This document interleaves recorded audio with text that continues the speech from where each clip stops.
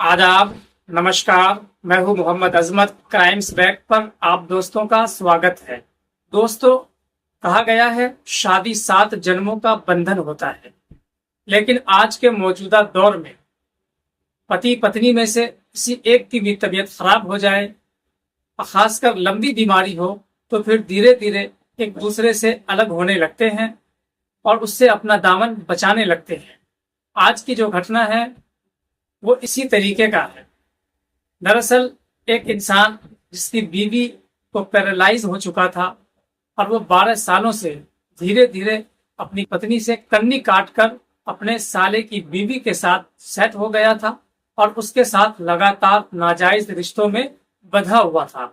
जब ये चीज उसका दामाद देखता था तो वो बर्दाश्त नहीं कर पाता था, वो सहन नहीं कर पाता था कि उसकी सास इतनी बीमारी में है और उसका पति अय्याशी कर रहा है, रंगरेलियां मना रहा है और अपने जिस्म की आग को बुझा रहा है।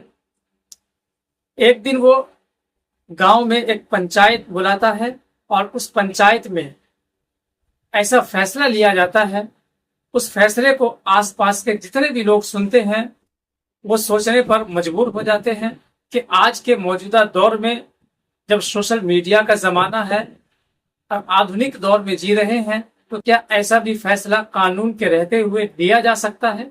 आइए इस घटना की पूरी सच्चाई को जानते हैं। दोस्तों, बिहार का एक जिला है जमुई, उसी का एक थाना क्षेत्र लगता है खैरा, उसी का एक गांव है उनमर्ती।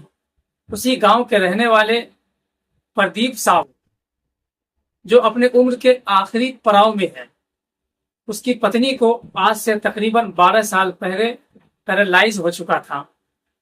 तो बजाय अपनी पत्नी की सेवा करने, उसका इलाज करने और उसके लिए दिन रात दुआएं मांगने, प्रार्थना करने, वो अपनी जिंदगी जीने में मस्त हो जाता है और वो अपने ससुराल केंद्री जाकर अपनी सरहद के साथ सेट हो जाता है। वो उसके साथ लगातार दिन बिताता है, दिन रात हमेशा उसके साथ पड़ा रहता था। उसके साथ उसके शारीरिक संबंध और नाजायज संबंधों का एक ना खत्म होने वाला सिलसिला शुरू हो जाता है।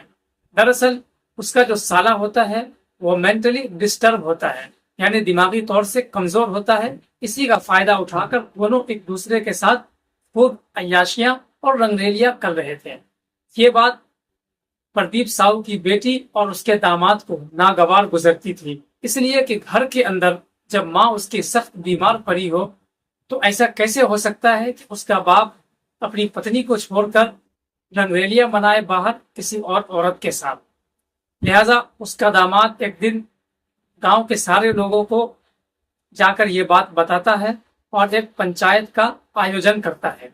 और उस पंचायत के अंदर जितने भी लोग इकट्ठा होते हैं, सारे अपनी अपनी राय रखते हैं। फिर उसके बाद 6 लोगों की एक कमेटी बनती है और उस कमेटी के अंदर ये फैसला लिया जाता है कि प्रदीप साहू को हमेशा के लिए उसके ससुराल जाना बंद करवा दिया जाए और जितनी भी इसकी जमीन जायदाद है वो इनकी पत्नी और बेटे के नाम पर लिख दिया जाए। और जब कभी भी ये अपने ससुराल जाने की कैंडी कोशिश करेगा तो इसको इसके गांव से भी बेदखल कर दिया जाए और इसका हुक्का पानी हमेशा के लिए बंद कर दिया जाए। उसी तरीके से जो उसकी प्रेमिका सुधा कुमारी, उसके ऊपर भी यही फरमान जारी किया जाता है कि वो अपने प्रेमी के गांव नहीं आ सकती और अगर वो आई तो फिर उसके खिलाफ सख्त एक्शन लिया जाएगा और उसके नाम पर जो भी जमीन जायदाद है वो उसके बच्चों के नाम पर कर दिया जाए।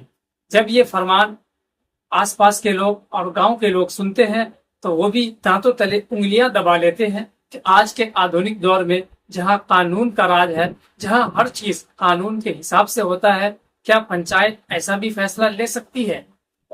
इस फैसले की चर्चा काफी दूर तक हुई और लोगों ने इस फैसले को खूब सराहा, इसलिए कि समाज के अंदर जो बुराई लगातार फैल रही है इसको अगर रोकना है तो ऐसे ही सख्त फैसले लेने होंगे और इसी तरीके के एक्शन लेने होंगे, तब जाकर जो समाज के अंदर गंदगी फैल रही है इस गंदगी को रोका जा सकता है।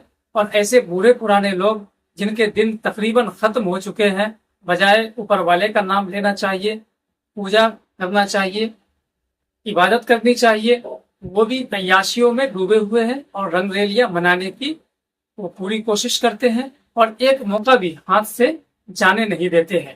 ایسے لوگوں کے خلاف سخت ایکشن لینا بہت ضروری تھا۔ سماج نے جو فیصلہ لیا لوگوں کو وہ منظور ہوا اور لوگوں نے اس فیصلے کی خوب تعریفیں کی۔ دوستو، ہمارا ویڈیو بنانے کا مقصد ایسے رشتوں کو جو پاک اور پوتر ہے بدنام کرنا نہیں، بلکہ ایسے درندے جو ہمارے سماج کے اندر جیتے ہیں اور ایسی عیاشیاں کرتے ہیں جسے دیکھ کر دوسرے لوگ بھی اس طرف مائل ہوتے ہیں، اویئر کرنا ہے، نہ کہ ایسے رشتوں کا مذاق اڑانا ہے۔ دوستو، ہمارا ویڈیو بنانے کا مقصد یہ ہے کہ جو بھی گھٹنائیں ہمارے سماج کے اندر گھٹتی ہے اس سے آپ لوگوں کو اویئرنیس مل سکے اور آپ لوگ یہ سمجھ سکے کہ ہمارے سماج کے اندر کیا کیا برائیاں ہیں جو جگ پکڑ چکی ہے۔ اگر آنے والی جنریشن کو سیف کرنا ہے، ایجوکیٹڈ کرنا ہے، ان کو صحیح تعلیم دینا ہے، تو پھر ایسی گھٹناؤں پر روک لگانا بہت ضروری ہے اور اپنے بچوں کو ایسی گھٹناؤں سے دور رکھنا بھی ضروری ہے تاکہ ہمارے بچوں کا مستقبل برائٹ ہو سکے، روشن ہو سکے۔ ہماری یہ ویڈیو اگر اچھی لگی ہو تو اسے لائک شیئر ضرور کریں۔ چینل پر نئے ہیں تو چینل کو بھی سبسکرائب کر لیں اور اس گھٹنا کے بارے میں آپ کا کیا خیال ہے کمنٹ باکس میں ضرور لکھیں۔ پھر ملتے ہیں کسی نیکسٹ ویڈیو میں کسی نیکسٹ ٹاپک کے ساتھ۔ تب تک کے لیے آپ ہمیں اجازت دیں، آپ اپنا خیال رکھیں۔